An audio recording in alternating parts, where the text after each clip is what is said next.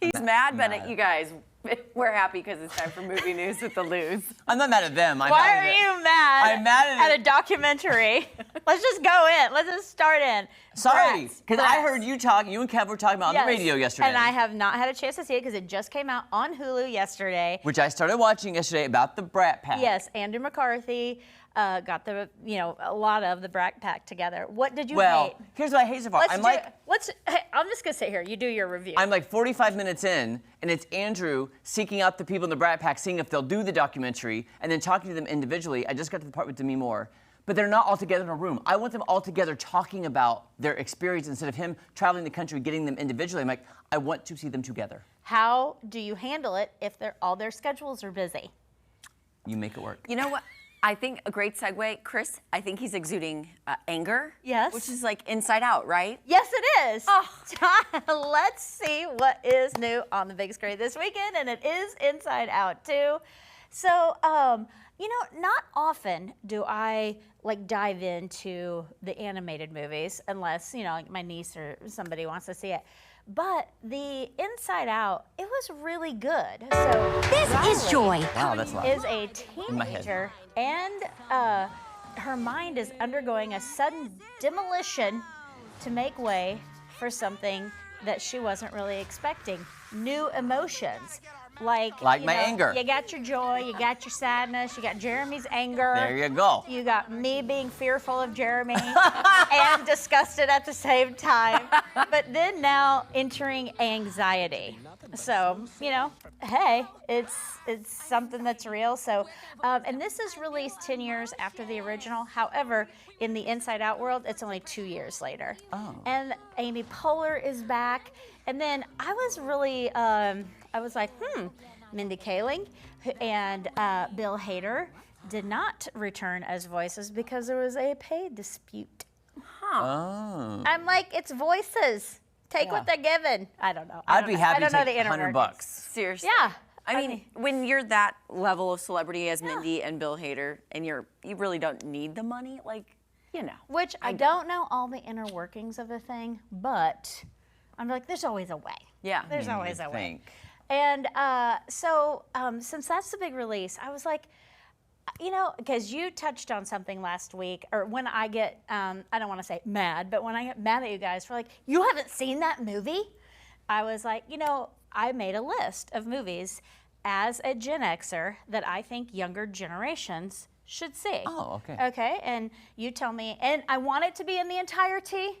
Not like, well, I've seen parts of blah, blah, blah. Okay. Okay, so I believe the #1 movie that should be seen is Jaws. Okay. It changed the landscape of blockbuster.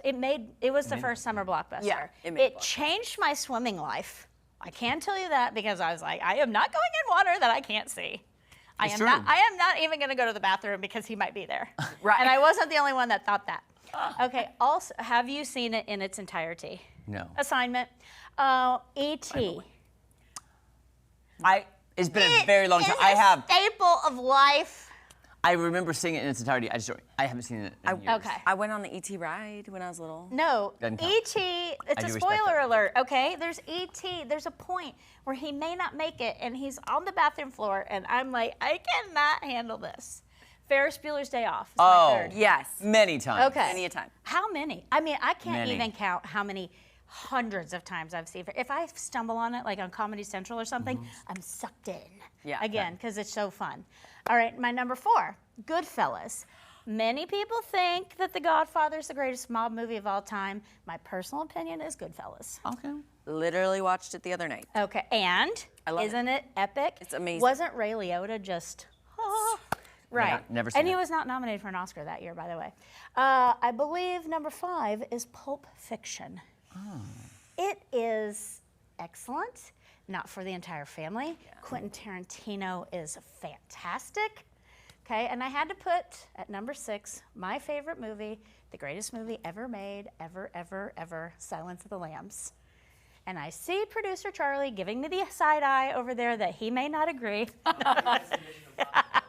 I think you were gonna say Tom Cruise movie like Top Gun. Oh, he has his own thing. Though. Oh, okay. So number 7, Back to the Future. I agree with that wholeheartedly. Because you have that poster in your Yes, movie and room I that I love haven't it. been invited to yet.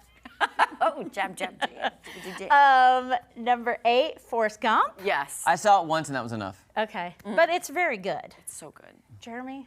Tearjerker, heartstring puller. Okay, not just to be angry, there's going to be a fisticuff soon, okay? Number 9, Saturday Night Fever. Yes. Never saw it Okay. all the way through. What? Okay, number 10, just because it's epic, and he's such a great director, Braveheart. Yes. Love that movie. It is such a good movie. Great movie. And then a couple of bonus movies, just because. Grease and Purple Rain. Grease, amazing. Yes, Grease is the Purple movie that changed my Rain, life. no.